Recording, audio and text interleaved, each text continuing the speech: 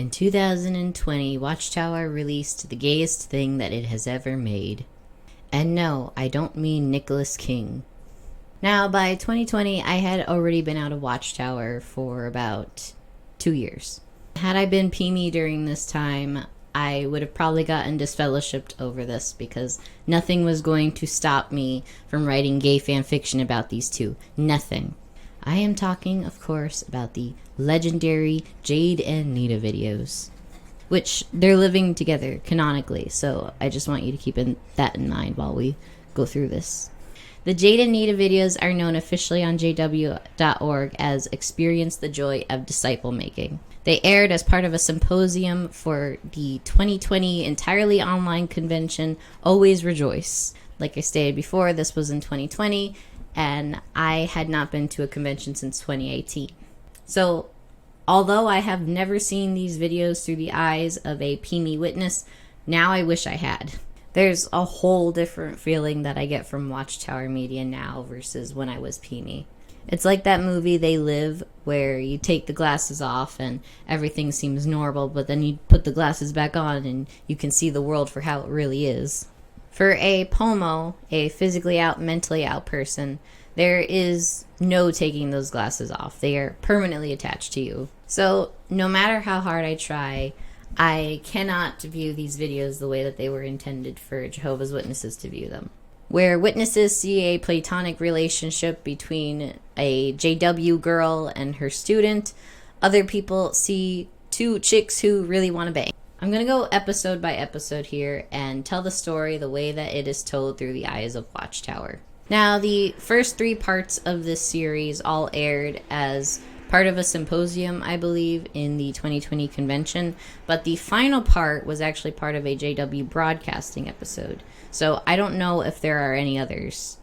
I looked literally for hours for this video because it's not separate on jw.org's website. It's within a JW broadcasting episode, and I knew I had seen this video before, but they do not have it separate on the website at anywhere on the website. So you can't just search for the Jade and Neeta videos. I had to search through each JW broadcasting episode from 2020 forward to try and find this video because I could not remember where it was, and I had to skim through each one. It was very time consuming.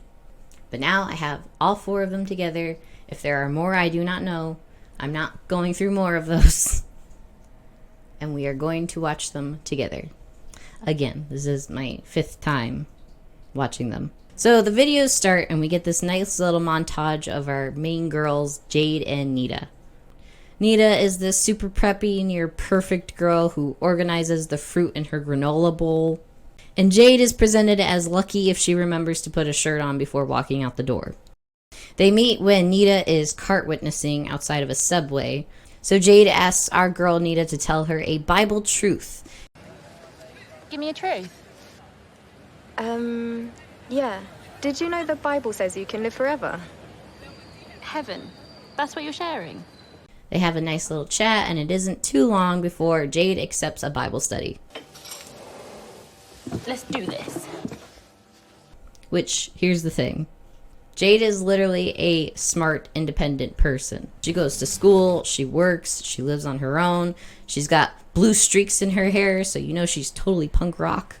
We could also assume that she's probably a very liberal person based off of her looks, her dress, her style. So I cannot in a million years believe that somebody like this would ever want to have anything to do with Jehovah's Witnesses if they weren't involved already. I mean, yeah, don't judge a book by its cover, but I'm pretty sure that a real-life version of Jade would definitely be judging these books by their covers, and she would be right. So just 1 week later, and these ladies are sitting down with some tea and pastries. Let's do this. And Neeta wastes about 5 seconds of study time folding her napkin into a triangle. So we have Neeta the neat freak and Jade the jaded one. And guess which one has to change to please God?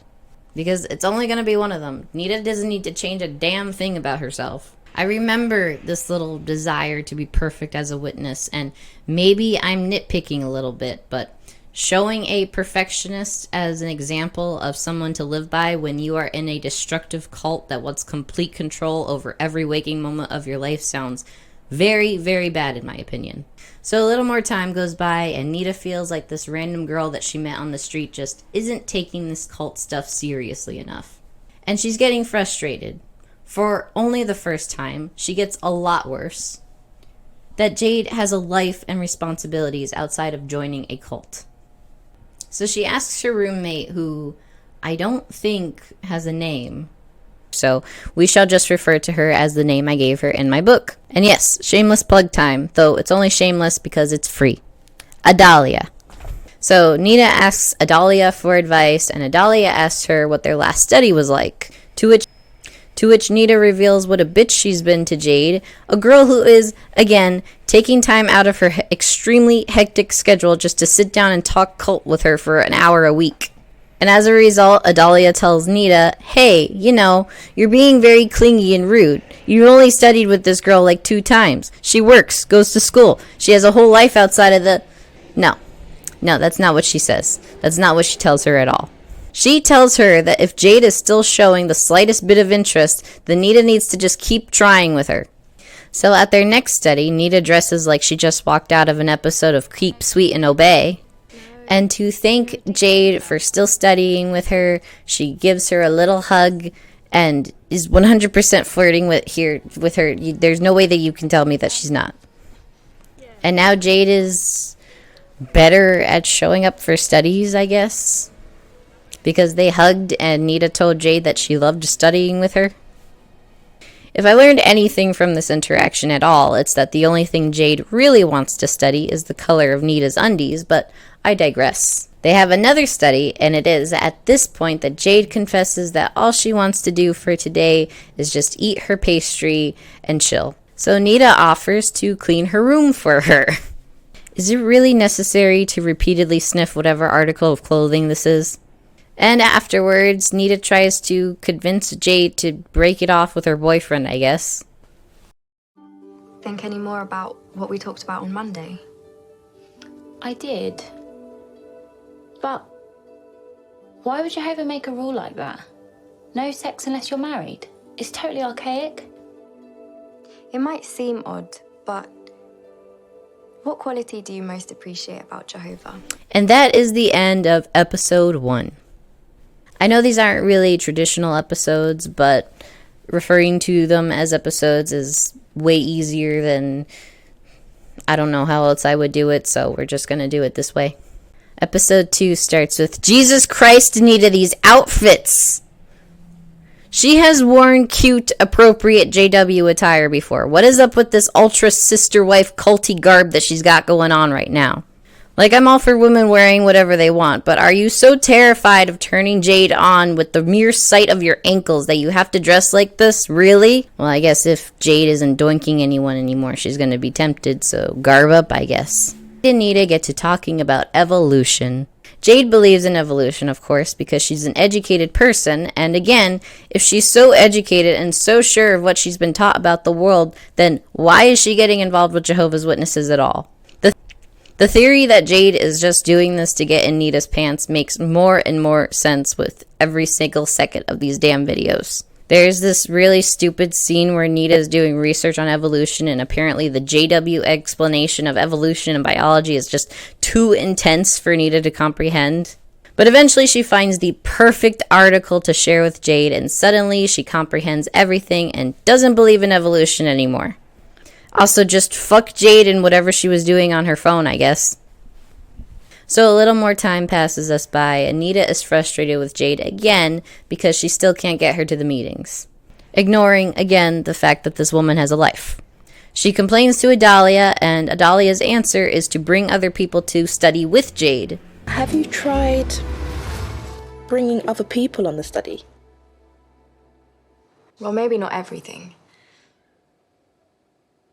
What are you doing tomorrow afternoon? It isn't explained why this would get Jade to want to come to a meeting, so let me tell you why they would do it then. Oh look, I brought a new person. She goes to the Kingdom Hall too, and so does this girl, and this girl, and this girl, and this one, and this. Don't you want to go to the meeting now and see all of your new friends? She gets all these ladies to come to the study with her, and Jade is apparently just not clicking with any of them. Until this sister shows up.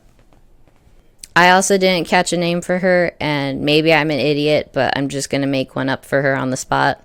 So this is Sister Marley, and you'll see exactly why I picked that name in just a moment. Neeta and Sister Marley come in, and Sister Marley recognizes a song that Jade is playing on her record player. They get to talking about music, and Sister Marley reveals that in her youth, and specifically before she was a JW, she played in a band. And Jade realizes, holy shit, there's cool people at the Kingdom Hall, people who used to play in bands. And I hate this so much because I had my own Sister Marley when I was a JW. She traveled the world, she dated bandmates, she had so much life experience before becoming a JW. And I don't think that these older folks realize how messed up that is. That they are trying to indoctrinate these young kids into a religion that would not in a million years permit the youth to live that kind of life. Unless you were already a celebrity or you're able to make the religion look good by being a celebrity. Jade gets to know the new folks, seems to really take a liking to Sister Marley, but our jaded princess seems to still be distracted by her life and other responsibilities.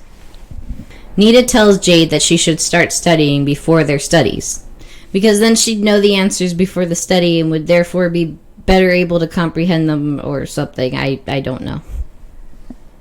Neeta really has no clue about the real world at all. And Jade calls her out on that, rightfully so. We get a little montage of how stressed out Jade's life really is. And we have a moment that feels kind of like a breakup moment, or like that post-breakup regret moment. That's how this scene feels when it's played out. It just does. They're all somber, but then they both pray to Jehovah. And Jade apologizes to Neeta over a glass of orange juice. Apologizes for having a life outside of Neeta's cult. There is no way Jade doesn't think she's getting some poo-tang at the end of this. Who would do this otherwise? And that is the end of episode 2. We are on to episode 3. Jade has progressed to preparing for the Watchtower study now. Part of the Sunday meeting. Actually, depending on how many unhinged JWs you had in your congregation, the Watchtower could actually be the most entertaining part of the entire week for you. But if you had a brother who knew exactly who not to call on, it wasn't fun. It wasn't fun at all. Especially when you were like me and you had social anxiety and you didn't want to give an answer, but you were forced to because everyone would berate you if you didn't get at least one answer in. Anyhow, Neeta tells Jade again that sex outside of marriage is bad. So I guess I was wrong before, and this is the actual moment Neeta convinces Jade to break up with Nameless Joe over here. I called him Ben in my book, but he's looking much more like a pita to me now. Jade reflects on how wrong sexual immorality is, because when she was a kid, her dad cheated on her mom. I don't know how to make this any clearer, but living with a consistent partner and cheating on your partner are different things. Unless Jade wants Neeta to be her wife, I don't know. They haven't talked about the gays yet, so. We cut to a clip of Neeta somberly recalling an apparent attack that her sister died in. And I rewound this 5 times because I was kind of shocked at Jade's reaction to this. So I thought that maybe I just misheard her and she said a sister, as in a fellow JW. But she very clearly says my sister. So I would imagine Jade would take this more seriously and listen to her. Yeah. My sister died in that attack. It was really sad. That's time and unexpected events. Well, it's one of those cases. What about when someone survives because they're at the meeting? That's, I don't get it. Straight answer. Does Jehovah protect witnesses or not? I agree with you, Jade. I do. That it's ridiculous that JWs can claim Jehovah saves them in some situations, but others are just unforeseen circumstances. But you're really going to cut Neeta off when she's talking about her sister dying violently to mention it? Just saying, like, time and place for everything. Maybe listen to her and hear what she's saying before jumping into your questions. But Jade does bring up some really good questions here, especially if you relate them to some recent incidents involving JWs in the real world. But instead of answering any of her questions, Neeta just says, well, I'm covering that in my talk at the meeting tonight, wink wink. And Jade finally agrees to go. But she's late because she has a life and misses the talk that was going to answer all of her questions. But she really does do her best to be there on time because she really wants to see her sweet boo. The fellow congregates love bomb Jade, and she says she will surely be back. We move along a bit, and Neeta wants to take the next step in converting her Bible student. She's gotten her to study, she's gotten her to break up with her boyfriend, and she's gotten her to the meetings. And now her goal is to replace all of Jade's worldly friends with witness counterparts. Now, Jade is used to popping off at the club in her free time, and she thinks a witness party will be boring and culty and dumb. But then she goes to one and she realizes, oh, this isn't so bad. I'm really starting to lose my mind. This is my 5th watch of these videos, and they don't get any better. Is this just a basket full of burgers? Did someone just throw a bunch of burgers in a basket? Jade is now answering at the meetings and is getting ready to go in the publishing work. But there is one little issue. Also be free from all non-medical use of addictive or mind-altering substances. Non-medical? The elders tell Jade that she can't smoke weed anymore if she wants to be a witness. But taking something when I'm feeling a little stressed. Like, maybe, I don't know, a little weed? And she doesn't handle it well. But with Jehovah's help, she does it. But now her mom is mad because she doesn't want to show up for Christmas, and there's a divide growing between them. But Mum, listen. No, Jade, you listen. Isn't this just another of your phases? It's time to move on, love. The holidays are our time. It's all I get from you. Promise me you'll be here. Promise.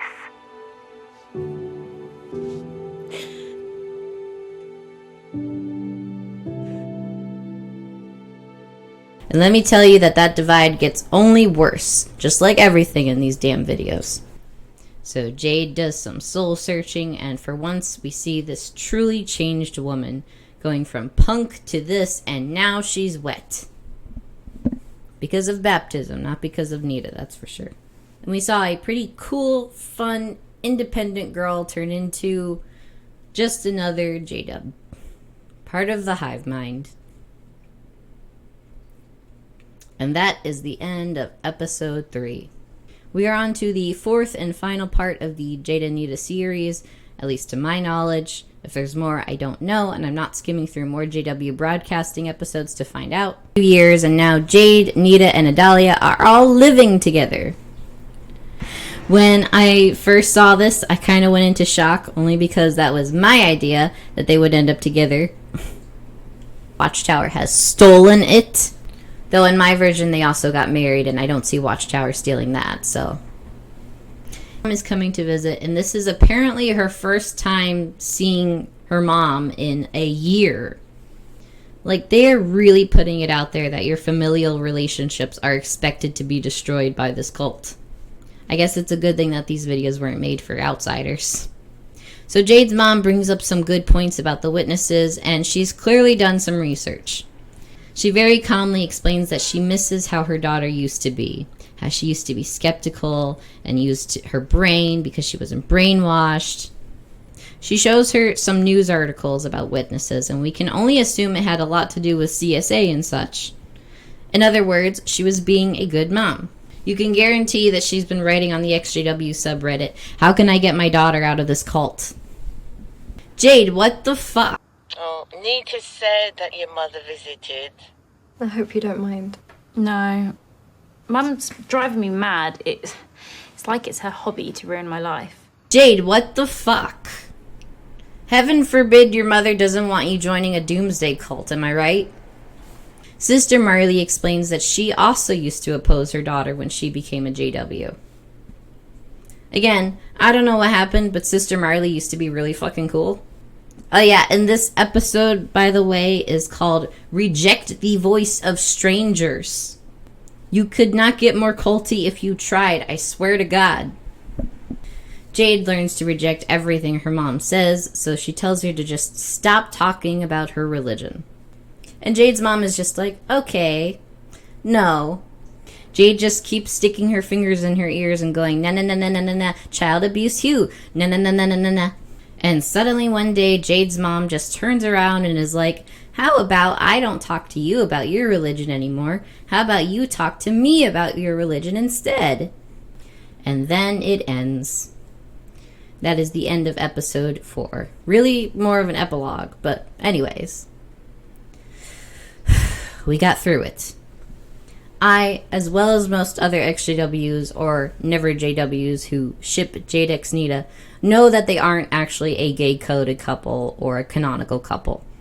We are well aware that Watchtower would never do that. Just like Sherlock x Watson is not a real couple, just like John and Arthur are not a real couple, just like the Onceler x the Onceler is not real self-cessed, it's a ship. That is all it is. It's a fun idea to play around with in your head, to write fan fiction about, to even make fan art if you want, but that's what shipping is. It's reading too much into the chemistry between characters. It's fun, in most cases completely harmless, albeit there are many antis to any ship who will proudly make their point heard even if it means doxing and harassing those who support the ship, and some proposed couples hold more weight than others. So how much weight does the Jade and Neeta ship hold? I mean, not the most. In a slightly more conservative world, I think that these videos would go over everybody's head. And I think that just because it was in fact made for that more conservative audience, that they simply do not see anything romantic about these two in the first place. But for people who have spent a good portion of their lives as sexually repressed robots for the Borg, this is like finding a half-full Gatorade in the desert. It's not exactly what you need, but it's refreshing. When the Jade and Neeta videos first dropped, people were shipping these two instantly. And when they hugged, it was fireworks. For everybody but JWs, apparently. Who were incredibly offended by the idea that two women, nonetheless two witness women, could possibly have mutual feelings for each other. I know it's all in the context of doing it for Jehovah, but Jade literally breaks off a relationship with her live-in boyfriend because Neeta basically told her that she should. So those were the Jade and Neeta videos. What are some lessons that we can glean from this little collection? I would say that every lesson that this series tries to teach, do the opposite of it. Jade gave up her individuality and independent lifestyle so she could literally become part of a hive mind. Never, ever, in a million goddamn years, would an actual person like Jade fall for Jehovah's Witnesses bullshit. Ever. I refuse to believe it. This is a young, ambitious, educated, likely very liberal person. Clearly, she knows shit. Or she at least thinks that she knows shit. And once you know and understand shit like that, it's really, really unlikely that you're going to reverse everything you know as fact just because some girl you met on the street says that you're wrong. Unless you want to doink her. In fact, this entire series is pretty much completely impossible unless you account for the fact that Jade probably wants to doink Neeta. Okay, so we can hang out as much as we want and you'll even sniff my clothes if I accept all of this nonsense you're telling me? Wicked. So yeah, final thoughts. We can joke around on this series all we want, and I encourage everyone to joke around, not only with this, but with all Watchtower media, because it is all one big joke. But in reality, this is a really sad series. Watching a girl with such a bright future ahead of her get taken in and morphed by someone she viewed as a friend, someone she thought cared about her as a person, but all Neeta really cares about is making more members for the organization. Sure, she probably cares about Jade now, but if Jade were to never make any progress towards being a witness, they probably wouldn't even be in contact anymore. Much less living together. So it's sad. It's very, very sad. But boy, did we have fun today. I sure hope we did. Thank you for watching, everyone. Leave a like, comment, and subscribe if you can, and I will see you in the next one. Amen, brothers and sisters.